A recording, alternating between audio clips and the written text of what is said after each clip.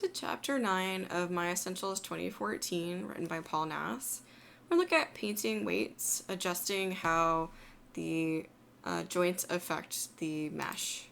So as always, I'm going to set my project to the appropriate location and open my scene. So you can work from Chapter 9 start or the guy that you worked on last time.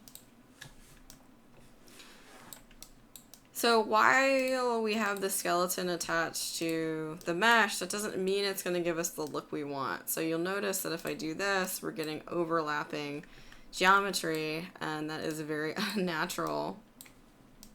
It's going to start occurring in other places too. Like, that's not a good look for him. Make sure that you're resetting the rotation of 0 before you back out of that joint. So let's look at, and for shading here, sorry, I have X-ray on. You can also turn on X-ray joints and it'll maintain the full opacity here. So you use like 100% opacity of the shader, but it's going to show the joints highlighted. Alright, so I need to be in object mode and select the character. And I'm going to go up to skin, edit smooth skin, and the paint weights tool. I'm going to open that option box up here.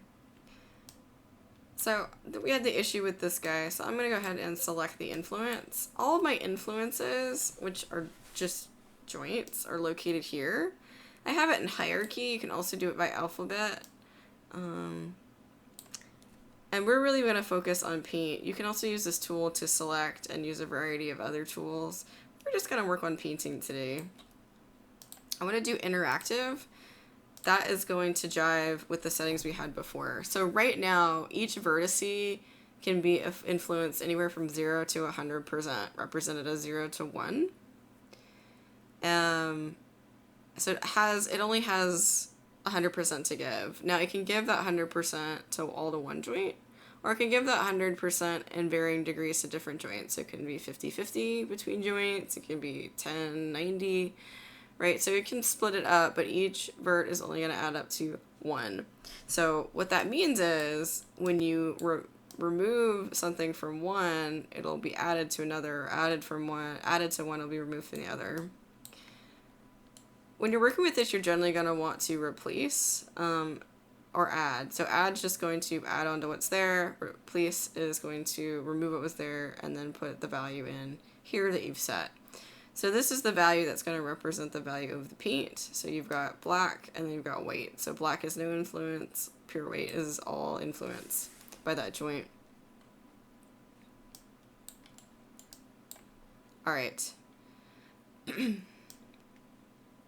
So we want to tackle this point because he's just getting too, it's just too funky there. In the book's model, they have you go around with 1 all the way around, and then, sorry, take that back, 50% all the way around, and then 1 here. I'm gonna go ahead and just do 50 all the way around on my guy and see what that looks like. It's gonna depend, so the joints are going to bind to what's nearest to them, right? So it's not intelligent, it's just sort of like, I'm close to here, you're closer, you get it. Sometimes it gives you some really weird results. So that doesn't matter though after you start painting weights. So you could, in theory, have a joint completely in the wrong position, like way the heck over here. And it'll initially influence this area, but you can change it to influence this area if you wanted to. And you'd still rotate from here, but it would rotate over here, right? It would move this. So painting weights really helps determine what that joint is messing with in a huge way. So I painted around at partial at 50%, and we'll see that that gives us that, which is better because it's not overlapping, but it's not, you know, nice looking. So I'm going to go ahead and take it down to like 10 here and get in here and start working. You can resize your brush by clicking and dragging. And you want to just, oops, I want 10, not 1. So 0.1, not whole 1. you're really just affecting the verts, so you don't have to click and drag. You don't get any benefit for trying to paint the faces.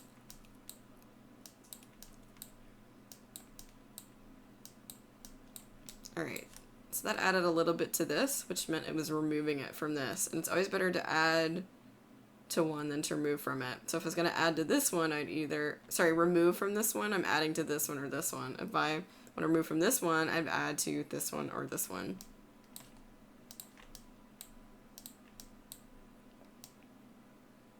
Yeah, that's looking a lot better. I could even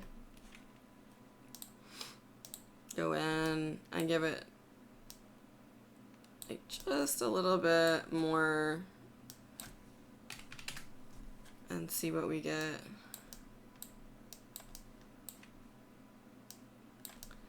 And you can just experiment with this. It's gonna take a long time to check you wanna pretty much check every joint on, yeah, it looks much better. You wanna check every joint on your character and make sure that it's looking the way you want. Now once I've rotated it, I need to make sure I reset that rotation back to 0. I made sure to freeze those transformations on these joints before I went and bound it to the mesh, so that way it could reset to 0 and he would be in his regular T-pose here. Alright, so important takeaways: add instead of remove if at all possible. So if you want to remove from here, you're adding to the ones around it. Be careful where you're painting. You don't want to get, like if I'm painting here, you don't want to accidentally get something over here, because then you'll get some really funky results.